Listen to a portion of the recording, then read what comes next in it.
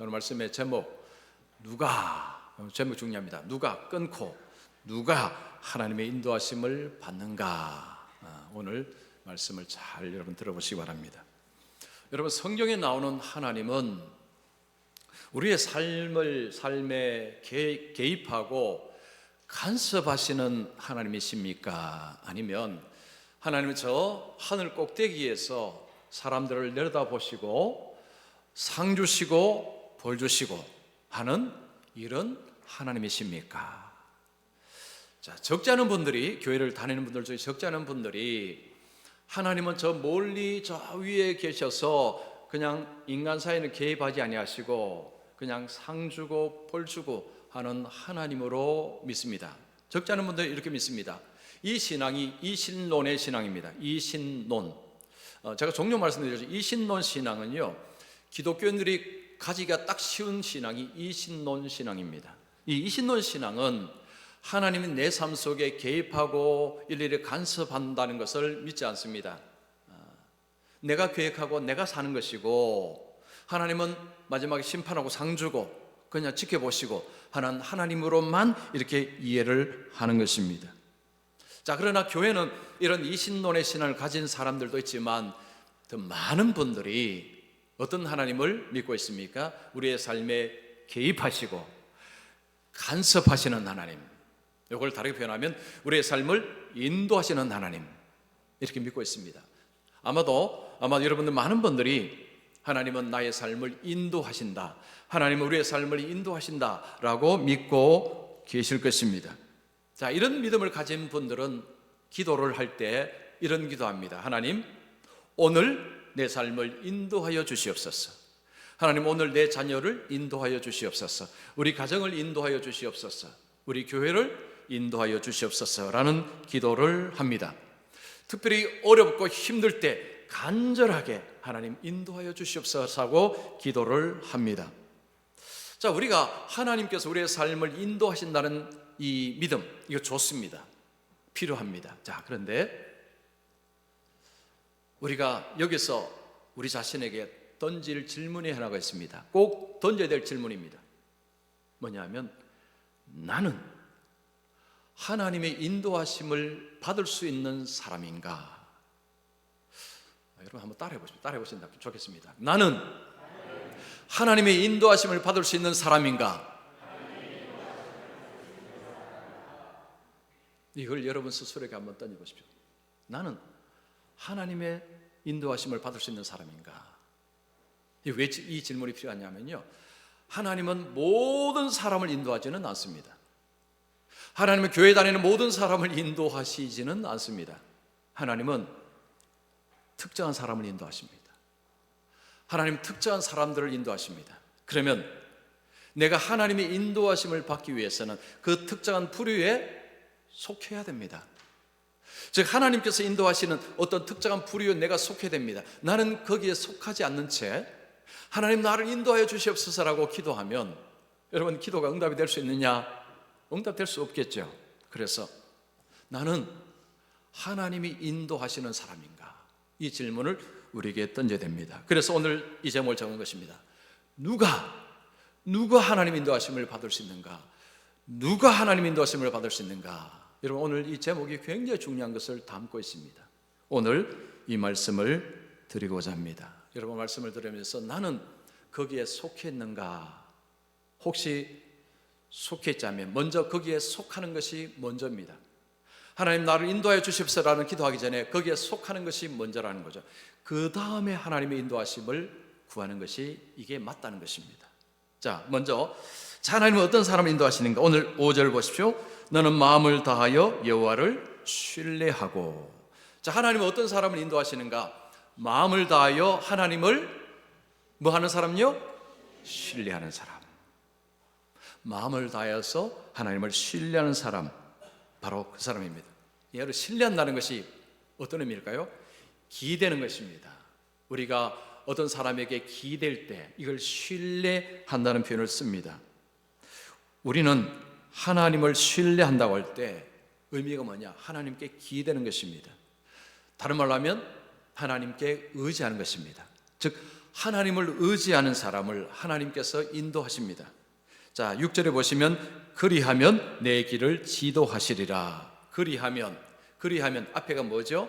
마음을 다하여 여호와를 신뢰하면 내 길을 지도하시리라. 이 길이 뭘까요? 인생길입니다. 우리가 걸어가는 인생길을 하나님이 지도하신다고 약속하십니다. 지도하신다 무슨 말일까요? 바르게 하다, 평탄케 하다라는 것을 말합니다. 우리가 마음을 다하여 하나님을 신뢰하면 하나님께서 우리의 길을 평탄케 하신다, 우리의 길을 바르게 하신다는 것입니다. 자, 평탄케 바르게 하신다, 다른 말로 하면 복되게 하신다, 소망 있게 하신다, 장래가 있게 하신다, 이런 표현입니다. 하나님께서 우리의 길을 인도하실 때 그 길은 생명의 길입니다. 그 길은 젖과 꿀이 흐르는 땅으로의 길입니다. 그래서 우리는 하나님의 인도하심을 반드시 받아야 됩니다. 나는 괜찮소, 나는 필요 없소, 몰라서 그렇습니다. 몰라서 그렇죠. 여러분, 하나님을 안다면 누구도 그런 소리 못합니다. 하나님, 내 삶을 인도하여 주시옵소서라고 기도할 수밖에 없습니다. 자, 그러면 여기서 또한 우리 자신에게 해야 될 질문이 있습니다. 나는 날마다 마음을 다하여 여호와를, 하나님을 신뢰하고 있는가? 여러분은 날마다 마음을 다하여 하나님을 신뢰하고 계십니까? 이 질문에 여러분이 먼저 답을 하셔야 됩니다.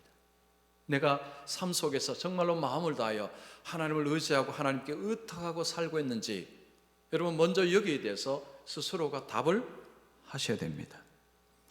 자, 하나님을 신뢰하는 자, 하나님을 신뢰하는 자의 특징, 오늘 말씀에 이렇게 나옵니다. 5절 마지막 절 보시면 내 명철을 의지하지 말라. 하나님을 신뢰하는 자는 명철을 의지하지 않습니다. 자기 명철을 의지하지 않습니다.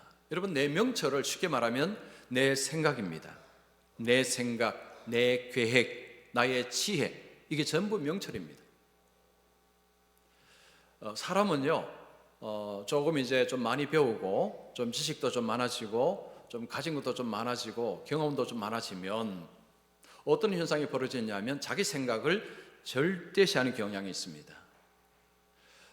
보통 좀 배우지 못하거나 아니면 경험이 없으면 그런 생각 자체가 하기가 어렵습니다. 그런데 남들보다 좀 많이 배운 사람, 좀 많이 가진 사람, 좀 독특한 경험을 한 분들, 이런 분들에게 나타나는 현상이 뭐냐면 자기 생각을 절대시합니다.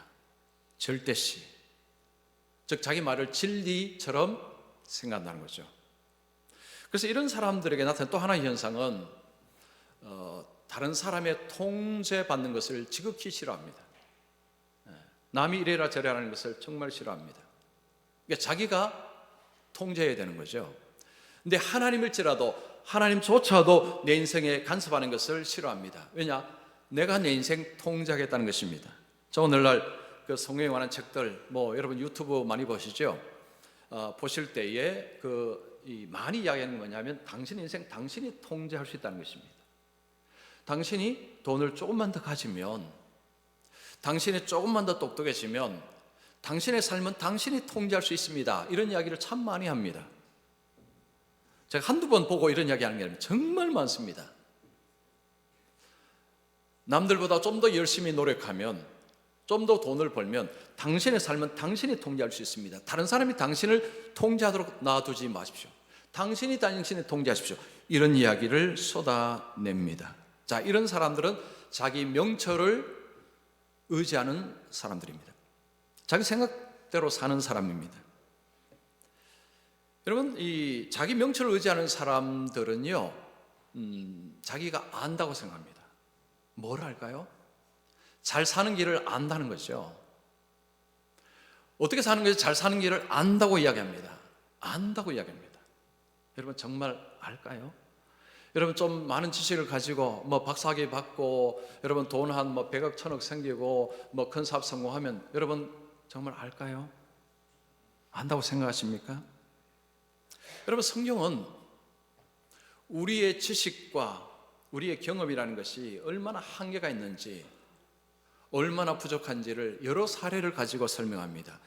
그 중에 하나를 제가 꼽으라면, 여러분 누가복음 12장에 부자입니다. 부자.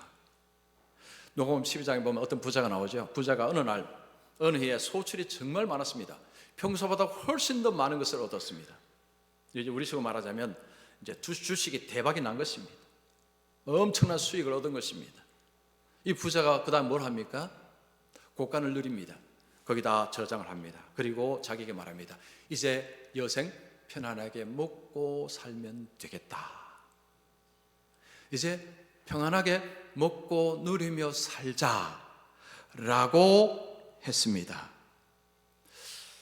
자, 여러분 오늘날 현대인들이 이 부자의 어떤 이런 그 행동을 보면서 여러분 공감을 할까요? 공감을 못 할까요? 여러분 공감이 되십니까? 공감이 안 되십니까? 공감이 되시죠? 공감이 됩니다. 왜냐? 다 이렇게 삽니다. 자, 오늘날 사람들이 여러분 유튜브나 책을 통해서요 주로 4가지를 준비하라고 합니다. 일단은 은행에 저축을 가능하면 많이 해야 됩니다. 두 번째, 연금을 잘 들어야 됩니다.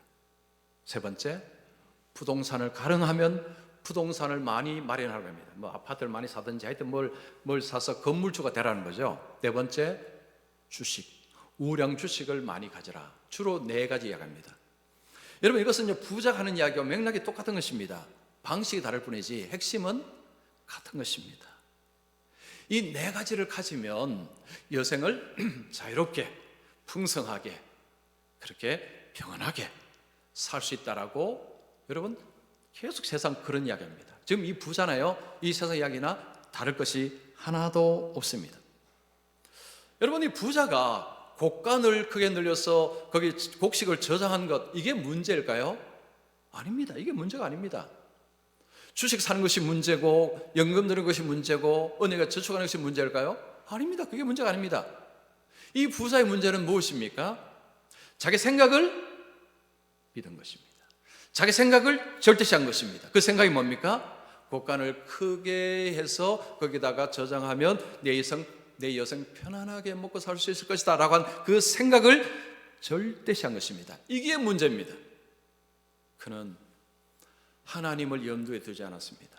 왜 원래 이런 곡식을 갑자기 많이 주셨을까? 도대체 이유가 뭘까? 하나님은 뭘 원하실까? 하나님이 내게 원하시는 것은 무엇일까? 라는 질문 한마디도 던지지 않습니다.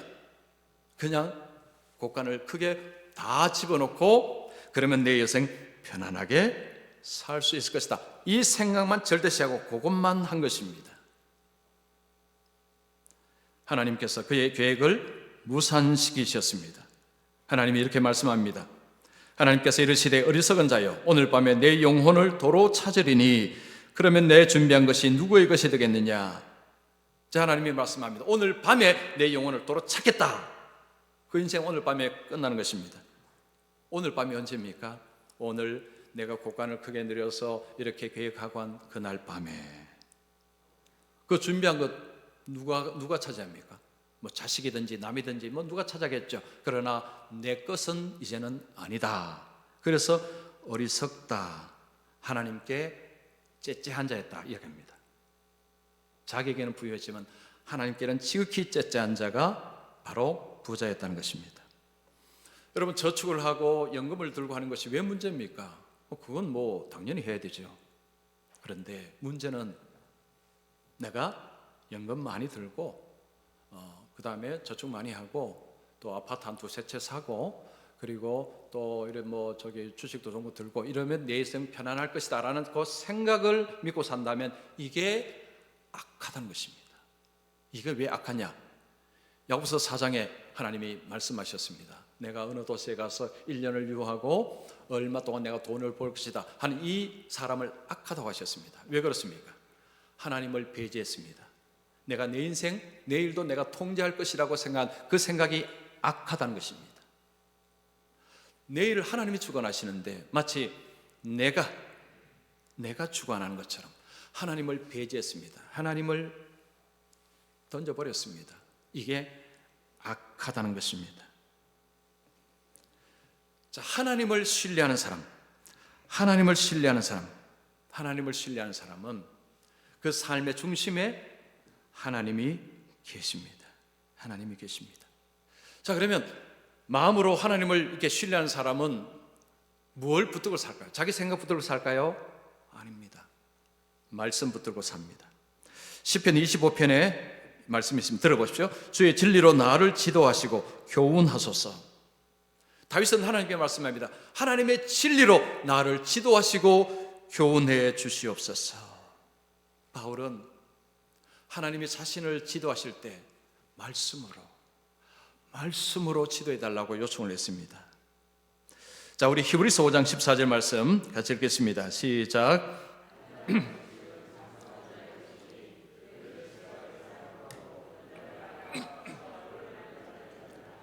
여기서 단단한 음식을 먹는다는 것은요, 하나님의 진리의 말씀을 알고 이해하는 것을 말합니다.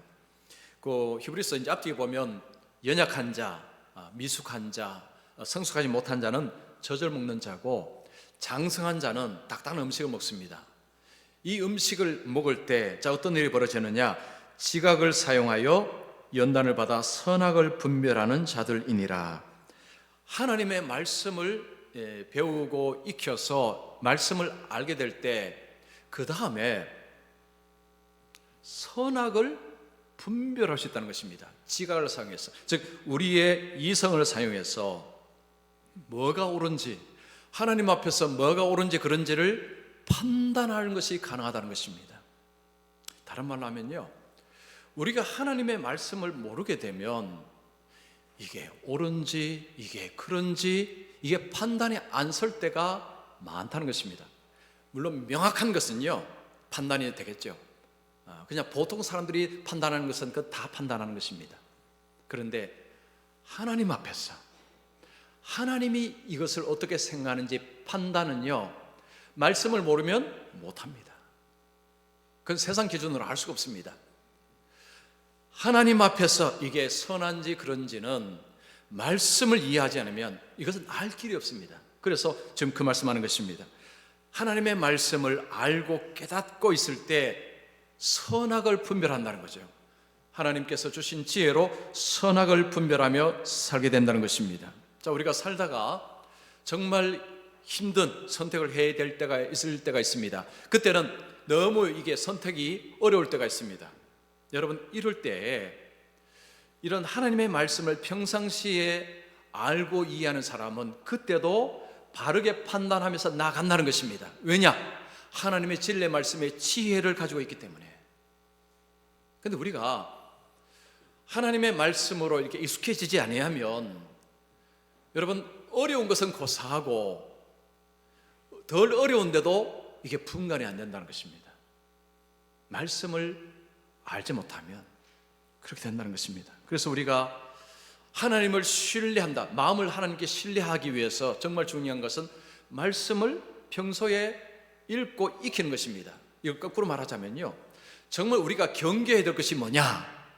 말씀에 대한 게으름입니다. 여러분, 말씀을 읽는 것에 대한 게으름, 말씀을 배우는 것에 대한 게으름, 이게 가장 나쁩니다. 가장 나빠요. 그래서 이것은 선택의 문제가 아닙니다. 이것은 반드시 해야 하는 것입니다.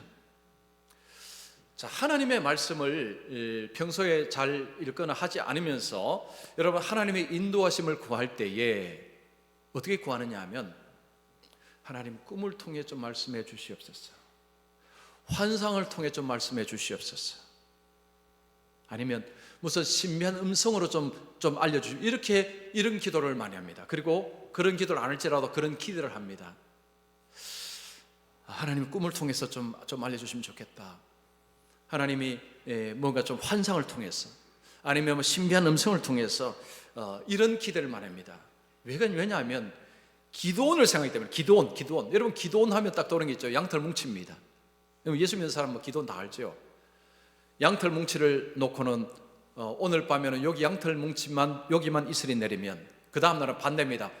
오늘은 양털 뭉치 말고 여기 마당에만 이슬이 내리면 그러면 알겠습니다 라고 한 사람이 기도원입니다. 그래서 많은 사람들이 뭔가 하나님의 뜻 구할 때는 자꾸 기도원 방식으로 하려고 합니다. 근데 이게 잘못되었습니다. 왜냐하면 기도원은요, 두 가지 뜻 중에서 어느 쪽으로 가야 될까 고민해서 하는 게 아니고, 하나님이 그에게 내가 너를 통해서 네가 미디안으로부터 너를 구원해, 이 이스라엘을 구원하겠다라고 하신 말씀을 가지고 자기는 너무 약하니까 어찌 나를 통해서 이거 할 수 있겠습니까? 라고 이게 확신이 안 된 것입니다. 그래서 확신을 구한 것입니다. 그런데 우리는 그런 게 아니고 그냥 두 개 중에서 어느 쪽으로 가야 되는 맞는, 이거는 완전히 다른 문제입니다. 그리고 그때는 이런 성경이 그때는 없었습니다. 지금은 신구약 성경이 우리 속에 주어져 있습니다. 그러면 우리는 꿈, 환상, 신비한 음성 이거 들으려고 하지 말고, 물론 그렇게도 하시지만 이례적으로 특별할 때뿐입니다. 보통 때는 그렇게 하시지 않습니다. 하나님이 말씀으로 인도하십니다. 그래서요, 여러분 평소에 말씀을 계속 읽으십시오. 자, 지금 우리 교회가 성령 통독, 신약력, 구약 성령 합니다. 이거 해도 되고 안 해도 되고, 여러분 이게 아닙니다. 물론 교회 것을 꼭 해야 된다는 그런 이야기 아닙니다. 평소에 여러분 하셔도 돼요. 근데 성경은요, 통독을 하셔야 됩니다. 전체 통독. 왜 필요하냐 하면, 제가 지난주 강의할 때 말씀드렸죠. 내가 믿음이 있는지 없는지를 확인하는 정말 가장 확실한 방법은 성경을 통독해보면 압니다. 어떻게 하느냐 하면, 성경을 쭉 읽지 않습니까? 만약 하루에 10장 20장을 그냥 가능하면요 10장 20장 많이 읽으십시오. 쭉 읽으시면요, 아멘 하시면 여러분 믿음이 있는 분입니다. 그런데 쭉 읽으시는데 이상해, 이건 아닌 것 같아, 좀 이상해, 여러분은 믿음이 없는 것입니다. 그런데 그것은 성경을 안 읽으면 자신도 모릅니다. 교회를 다니면 오래 다니고 직분도 있고 하면요, 자신의 믿음이 있다고 스스로 믿어버립니다. 그렇지 않을 수 있습니다. 여러분 성경 읽어보시면 들통납니다. 그런데 남이 모르기 때문에, 그래서 들통나도 괜찮습니다. 빨리 들통나야 됩니다. 그래서 하나님 도와주십시오. 이게 안 믿깁니다. 이거 이상합니다. 하나님 저를 기도하셔야 됩니다. 여러분 믿음은요, 이 이성의 힘으로 되는 게 아닙니다. 공부만 했다고 될 문제가 아니에요. 이건 하나님이 도와주셔야 됩니다. 그래서 성령을 통독하는 것을 계속 하십시오. 하셔서 아멘 하면요 더 아멘이 커집니다. 그러면요 이게 더 확신이 커집니다. 정말 하나님이 얼마나 좋으신지요. 그래서 말씀을 읽고 말씀을 들을 때 여러분 이 말씀이 잘 들립니다. 평소에 말씀을 이렇게 안 읽고 들으시면요 자기 식대로만 듣습니다. 제가 정말 깜짝 놀랄 때가 언제냐면, 수도 없이 말씀 들었는데 다르게 말씀하실 때 제가 깜짝 놀랍니다. 내가 자주 그거 아니다고 말씀드렸는데 나중에 반대로 말씀하셔요. 그래서 제가 깜짝 놀랍니다. 여러분 저를 너무 놀래게 하지 마십시오. 그러면 저는 낙심합니다. 이 설교 열심히 안 해도 되겠구나. 성경 읽으십시오. 여러분 성경 읽으셔야 됩니다. 우리가 말씀을 읽고 말씀 안에서 하나님을 알 때 우리의 마음을 다해서 하나님을 신뢰하고 내 명철을 의지하지 않습니다. 성령을 통해서 인간이 얼마나 연약한지를 배우기 때문입니다. 성령을 통해서 내가 얼마나 약한지를 배우기 때문에 내 명철, 내 생각 의지하고 살지 않습니다. 누가 하나님의 인도하심을 받습니까? 여러분 누가 하나님의 인도하심을 받습니까? 마음을 다하여 여호와를 신뢰하는 자. 다시 묻습니다. 자, 누가 하나님의 인도하심을 받습니까? 마음을 다하여 여호와를 신뢰하는 사람입니다. 자, 두 번째입니다. 자, 하나님께서 인도하시는 사람은 범사에 하나님을 인정하는 사람입니다. 6절 보십시오. 너는 범사에 그를 인정하라. 범사, 늘입니다. 늘. 필요할 때만. 아니요. 필요할 때만 아닙니다. 자, 우리는요 필요할 때만 하나님 찾아요. 힘들 때. 평소에는 찾지도 않다가. 그렇게 하지 말라는 거죠. 범사에 늘, 에브리데이, 늘 하나님을 인정하라는 것입니다. 여기서 인정한다는 것이 무슨 말이냐면 마음을 쏟다, 주의하다. 마음을 쏟다, 주의하다. 자, 하나님을 인정한다고 할 때 그러면 이걸 이제 같이 묶으면 하나님께 마음을 두는 것입니다. 다른 말하면 하나님을 생각하는 것입니다. 자, 우리가 아침에 이렇게 아침보다 바쁘게 이렇게 할 때 어떻게 하나님을 매일 생각합니까? 자, 그 이야기 아닙니다. 그냥 뭐 시도 때도 없이 하나님 하나님 하나님 하면요, 그분 정신병원에 가셔야 돼요. 그런 이야기 아닙니다. 자, 우리가 매일매일 살면은요, 매일매일 살면 이런저런 일들이 우리 삶 속에 다가옵니다. 이거 결정적으로 해야 될 일일 때 삶 속에서 하나님을 중간에 모시고, 하나님을 중심에 모시고, 그 하나님의 중심에 모시고 하나님을 생각하고 이것저것 삶을 살라는 그 이야기입니다. 주일만, 여러분 교회에서만 그러지 마시라는 거죠. 평소에 여러분 가정에서, 직장에서, 학교에서, 여러분이 계신 곳에서 하나님을 중심에 두시라는 것입니다. 하나님이 여러분의 왕이 되셔야 한다는 것입니다. 자, 하나님이 왕이 되신다, 우리가 하나님께 주의를 집중한다. 그럼 우리는 어떤 자세가 필요합니까? 순종의 자세입니다. 하나님은 누구를 인도하시느냐? 순종의 사람을 인도합니다. 불순종의 사람은 하나님이 인도하실 수가 없습니다. 여러분, 성경에서 하나님께 순종해서 하나님의 인도하심을 잘 받은 사람 많습니다. 그 중에 한 사람을 꼽으라면 아브라함입니다. 자, 우리 히브리서 11장 8절 말씀 우리 같이 읽습니다. 시작. 믿음으로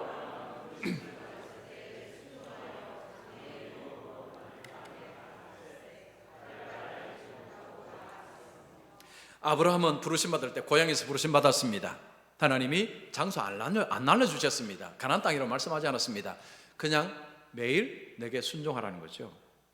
그래서 말씀을 따라 순종하고 걸어가니까 어디 갔는가 하니 가나안 땅입니다. 이 바로 갈 바를 알지 못하고 순종하며 나갔더니 가나안 땅에 도착을 했다는 것입니다.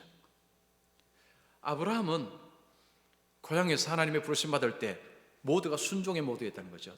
자세, 태도가 순종의 태도였다는 것입니다. 우리가 하나님의 인도하심을 받기 위해서는요, 태도가 발라야 됩니다. 자세가 발라야 됩니다. 그 자세가 뭐라고요? 순종입니다. 하나님께 순종의 자세로 사셔야 여러분이 인도를 받을 수 있습니다. 평소에 집에서는 험한 말 쏟아내고 하면서 주일날만 아주 얌전한 모드로 이러시면 안 됩니다. 웃으시는 거 보니까 그러신 분 좀 보신 것 같습니다. 여러분, 그러시면 안 돼요. 주일이나 평일이나 순종의 모드로 사셔야 됩니다. 자, 어떤 교인이 이제 교회 목사님께 와 상담을 요청합니다. 목사님, 하나님께서 저를 선교사로 부르셨다는 확신이 됩니다. 목사님이요, 좀 의아스럽지만 물었습니다. 어떻게 그걸 어떻게 아십니까? 하니까 언제부터 이제 선교에 대해서 조금 마음이 생겼어. 하나님, 제가 선교사로 가야 될까요, 말할까요? 하는데 자꾸 선교의 마음이 들어서 하나님이 나를 선교사로 부르셨다는 마음을 주셨다는 확신을 가졌다는 것입니다. 보통 많이 이렇게 하는데요, 조심하셔야 됩니다. 근데 목사님이 물었습니다. 혹시 부인도 동의하셨습니까? 그 이분이요, 아니요, 제 아내는 동의 안 한답니다. 뭐 아내가 동의 안 해도 뭐 하나님 가라면 가야지요. 그래서 목사님이 그게 아닙니다. 좀 더 진중하게, 좀 더 신중하게 생각하십시오 라고 이렇게 돌려보냈답니다. 근데 목사님이 한마디 더 하고 싶었는데 그 말은 차마 못했다고 합니다. 무슨 말을 하고 싶었을까요? 평소에 좀 순종하고 사시지. 이 말은 그분이 평상시에 그렇게 순종하거나 헌신하거나 그런 분이 아니었다는 거죠. 근데 뜬금없이 하나님 나를 선교사로 부르셨다 이야기하니까 이게 앞뒤가 안 맞다는 것입니다. 평소에는 별로 순종 안 하면서 어느 날 갑자기 내가 선교사 되겠다, 목사 되겠다. 위험합니다. 자, 우리가 이 순종의 삶을 이렇게 살아가야 될 이유가 뭘까요? 우리는 양 같은 존재이기 때문입니다. 여러분, 성경은요, 사람을, 하나님의 백성을 뭐라고 이야기합니까? 양 같은 존재라고 합니다. 호랑이 같은 존재도 아니고요, 뭐 사자도 아닙니다. 뭐 독수리도 아닙니다. 해필이면 양이라고 이야기합니다. 왜요? 양하고 많이 닮았기 때문에. 양은 눈이 나쁩니다. 그래서 목초가 어디 있는지 물이 어디 있는지 모릅니다. 그 지 맘대로 갑니다. 지 맘대로 가다가요, 낭떠러지가 있는데도 모르고 그냥 가다가 떨어진답니다. 이게 양이랍니다. 그리고 자기 보호를 못합니다. 약해서. 그리고 양은 뒤집어지면 지 스스로가 못 일어난답니다. 이게 양이라는 거죠. 자, 이 영적인 어떤 적용을 하자면요, 우리는 내일을 아느냐? 모릅니다. 저기 가면 양털이 있는지 모르고 갑니다. 가다가 넋이 떨어집니다. 그럼 우리는 우리를 보호할 수 있느냐? 여러분, 사탄의 공격에 우리는 무방비입니다. 우리는 방어책이 없습니다. 그래서 양은 목자를 따라가야 됩니다. 즉 목자가 가는데 무조건 순종해야 됩니다. 가야 삽니다. 가야 산다는 거죠. 여러분, 왜 순종합니까? 따라하십시오. 살기 위해서. 한 6번만 대답하셨는데, 자, 전체 대답하실 때까지 다시 묻겠습니다. 여러분, 왜 예수님께 순종해야 됩니까? 그렇습니다. 살기 위해서입니다. 살기 위해서요.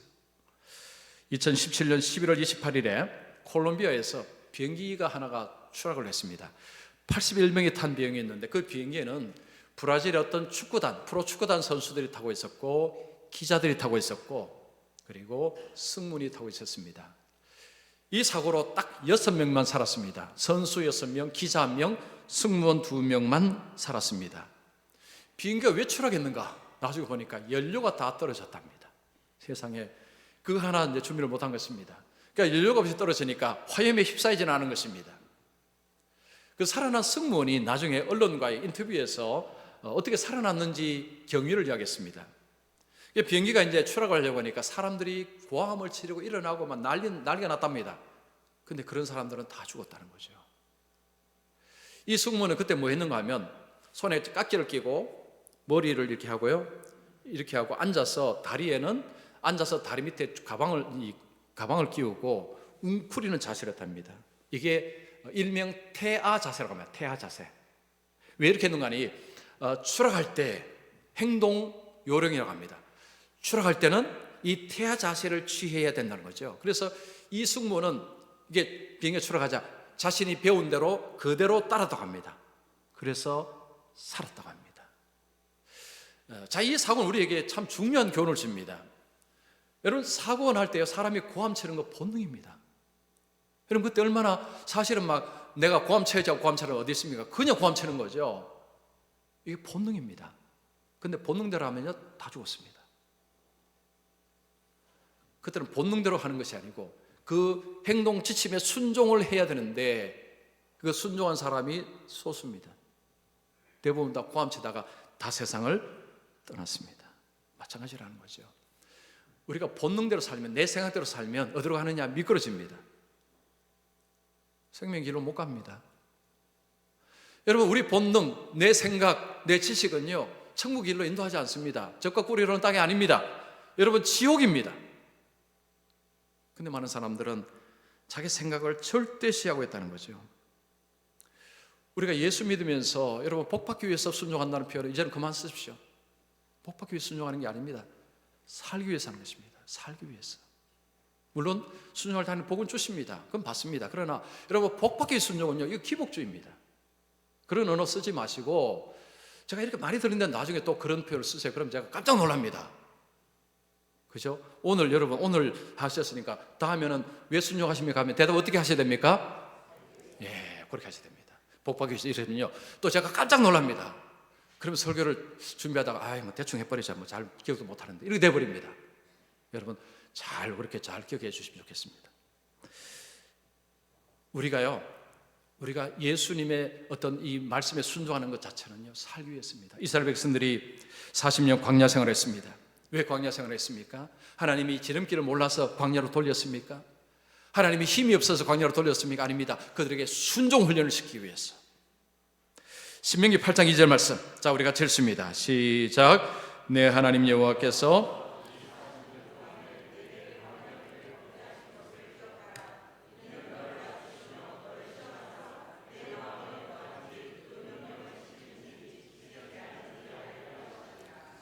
이스라엘 백성을 왜 하나님께서 광야로 인도하셨는가? 내 마음이 어떠한지, 명령을 지키는지 지키지 않는지, 순종 훈련입니다. 왜 순종을 필요합니까? 적과 꿀이 흐르는 땅은, 거기는 불순종하는 사람이 들어갈 수도 없고 불순종하면 그 땅에 살 수 없기 때문입니다. 그들이 적과 꿀이 흐르는 땅에서 정말 하나님의 복을 누리며 살기 위해서는요, 정말 그들이 생명을 누리게 살기 위해서는 순종해야 된다는 것입니다. 자, 순종은요, 어렵습니다. 정말 어렵습니다. 왜 순종이 어려울까요? 인내하기가 어렵기 때문입니다. 그럼 누가 순종하느냐? 인내하는 자가 순종합니다. 여러분, 누가 인내할 수 있을까요? 약속을 믿는 자가 인내합니다. 약속 못 믿으면요, 인내 못합니다. 자, 이스라엘 백성들이 광야로 갈 때요, 낮에는 구름기둥, 밤에 불기둥입니다. 여러분, 이거 반대로 이야기하시면 안 됩니다. 낮에 구름기둥, 밤에 불기둥입니다. 자, 구름기둥 가다가요, 매일 일정 기간에 오늘 하루 쉬고 하루 가고 하루 쉬고 하루냐, 이렇게 안 했습니다. 하루 갔다가 며칠 쉬다가 또 가다가 어떤 날은 또 한참 쉬다가. 그러니까 이스라엘 백성 입장이 뭐죠? 뭐 언제는 며칠 쉬고 언제는 또 뭐 1년을 쉬고, 이게 뭐 이러냐? 그러면 뭐가 나오죠? 불평입니다. 불평하는 사람 다 죽었습니다. 그때 입을 다물어야 되죠. 여러분, 누가 입을 다물 수 있습니까? 약속을 믿는 자. 하나님은 적과 꿀이 흐르는 땅으로 인도하신다고 하셨다는 것을 믿는 자는 입 다뭅니다.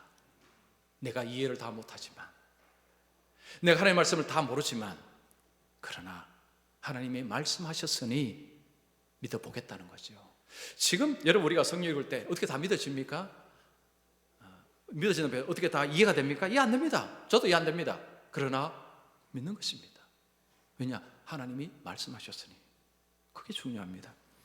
그래야 두벅두벅 순종하는 것이 이게 가능합니다. 그게 안 믿어지면요, 이거 두벅두벅 순종하는 사람이 바보로 보입니다. 이 바보들아, 이 말도 안 되는 소리를 믿고 있다니. 여러분, 세상이 우리에게 그 이야기합니다. 우리를 바보라고 이야기하죠. 왜냐? 이 오래된 그 성경을 믿고 그 성경이 약속이 된 줄로 믿고 살아가니까 바보라는 거죠. 여러분, 우리는 바보입니다. 바보. 저는 바보예요. 바보 되겠습니다. 괜찮습니다. 왜냐? 하나님을 믿기에, 예수 그리스도를 믿기에 바보 기꺼이 되겠습니다. 여러분, 기꺼이 바보 되십시오. 바보 되십시오. 이런 바보가 순종합니다. 여러분, 똑똑한 사람은 불평 많이 합니다. 왜냐? 자기 머리를 믿기 때문에, 자기 생각을 믿기 때문에 불평합니다. 그러나 내가 양이라고 생각하는 사람, 나는 양 같은 사람이라고 생각하는 사람은요, 자기 생각을 절대 하지 않습니다. 하나님께서 인도하실 때 하나님의 도우셔야, 하나님이 인도하셔야 내 길은 생명의 길로, 소망 있는 걸 길로, 구원의 길로 갈 수 있다는 것을 믿는 것입니다. 자, 정리합니다. 여러분, 하나님은 아무나 인도하지 않습니다. 자, 하나님은 특정한 사람을 인도합니다. 자, 첫 번째 누구죠? 어떤 사람입니까? 마음을 다해 여호와를 신뢰하는 사람. 자, 두 번째는 늘 하나님을 인정하는 사람. 자, 여러분, 어떻습니까? 이 두 가지 속에 여러분 지금 들어가 계십니까? 혹시 아니다면 괜찮습니다. 여러분, 들어가시면 돼요. 들어가시면서, 그러면서 하나님 나의 삶을 인도해 주. 여기 앞뒤가 맞다는 거죠. 근데 그거는 빼버리고 그냥 하나님 인도해 주. 이거 안 맞다는 것입니다. 이게 앞뒤가 안 맞다는 거죠. 이게 틀렸다는 것입니다. 순서가 바뀌었다는 거죠. 그래서 여러분, 먼저 내가 하나님을 신뢰하고 늘 하나님을 인정하고, 그런 가운데서 주여 내 삶을 인도하여 주시옵소서. 그래서 하나님의 인도하심 가운데서 복된 길, 소망 있는 길, 장래에 유익이 있는 길, 천국의 길, 자, 그런 길로 걸어가시는 우리 모두가 되시기를 축원합니다.